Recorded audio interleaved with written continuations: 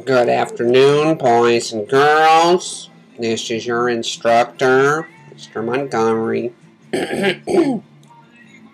Sorry about that. Alright, here's where we're starting. We'll go through pretty quick. This shouldn't take too long. Here's my original InDesign that yours should look very similar to it. And notice that I took off the circles. The 3-hole punch is gone because we're going to recreate that in Photoshop. Right? So here I am. I'm just copying and pasting this whole thing. This is what will be interesting when you copy it on over. You see how everything that I'm picking falls within my 8.5 by 11 sheet of paper. Nothing bleeds off the edge. That'll be important. How yours turns out. Alright. I'm over here. I'm jumping over to the Cork JPEG that you downloaded from Tumblr. And I'm just pasting it in. Pay attention to what happens with the layer over here. Paste! So same old stuff. Now it's thinking. And now it's too big to fit on my 800 by 600 cork board. That's okay, because I can shrink that. And that's going to activate it and actually shrink down my vector smart object to be that particular size. Now what I need to do is go duplicate this layer just for exercise sake. Always like to keep my original back down there for a spare. Right mouse click on your layer and you want to rasterize your layer. Okay, then from there on your rasterized layer you're putting your 3-hole punch back in. Okay, circle, go up, get your pointer tool, hit delete. See how easy that was? And then I'm just using I'm going back to the little marquee button, pressing shift arrow down, and then going back up and doing the move tool and hitting delete again. And then one more hole down here. Going back to pointer tool and hit delete. Alright, so there's my, and then if I hit Command D or Control D, it removes that. Okay, so perfect. Now layer style, I want to go ahead and put my drop shadow on there. So that comes up, I'm going to move it over so I can see what it looks like. That's not exactly what I want. I want a drop shadow down on the right hand side of my paper. And I want it to be a little further away from the paper, so I'm moving these little ditties. Too dark, too dark. You see that I don't want to see an edge on my shadow, so I'm going to soften up the size, just like that. Okay, so press OK. And I've got all these shadows in here. And what's the last thing I needed to do? Oh yeah, transform, warp. We're going to have a lot of fun using these effects that transform into futures. But for right now, while fun is in our future, right now we're just kind of trying to get used to the tool a little bit.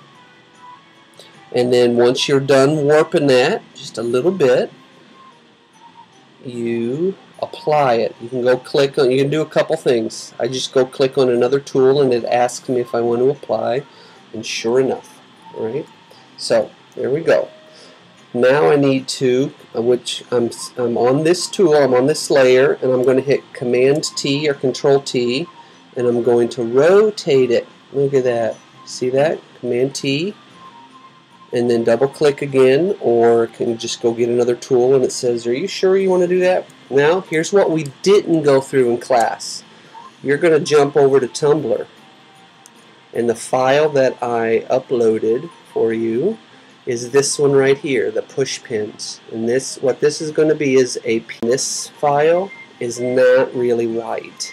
It's clear, it's transparent, which is exactly what we want. There, you see some of yours. Probably if it's default. Luke, Widener, yours isn't going to be like this. Chances are you futz around with preferences, which is absolutely fine. But most everybody else's should look something pretty darn close like this. Pick a color that you like in a direction that you like. I'm going to do something like this. Okay, I'm going to do that little blue one. Now, Look very closely and you see this little shadow. I want to show you something. This is how you change your preferences. Preferences, transparency, and gamut.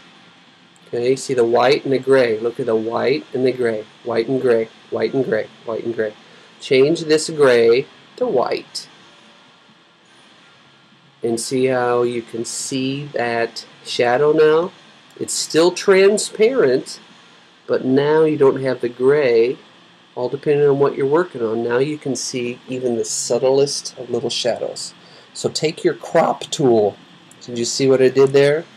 Took the crop tool and drew a square around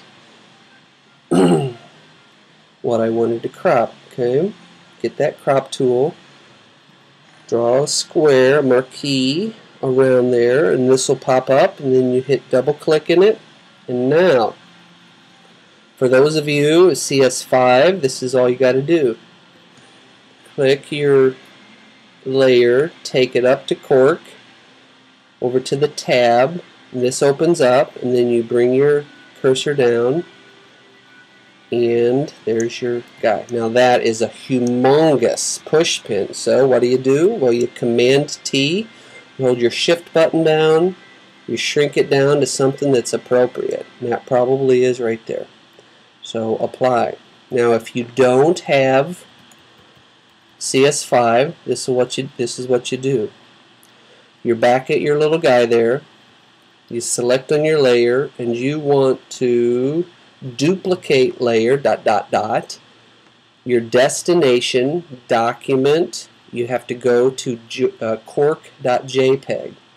And what that does is it takes open files that you already have in Photoshop. And you see up here, look at that. So that copied my thumbnail, my push pin over. And that's you can do that also if you have CS5, but if you don't have CS5, that's one way to do it. Alright, but I'm going to hide that. And in fact, I don't even need it at all. And there it is. You're going to save this for web. Save for web, 800 by 600. You're going to save it somewhere. Look at that. There's your two files. Just go ahead and save it. JPEG, very high. And save it somewhere. Cork. And save it to your wherever your secret files are. And then once you jump over to Tumblr, just post it up. Make sure you sign it at the bottom whose it is. Some of your emails that you sent me over Christmas didn't I couldn't tell where they were from, so I might be asking you about that. Alright, any questions? Hey, look at that. There's Luke's. Cool. Alrighty. Have fun. Let me know of any questions. Bye-bye.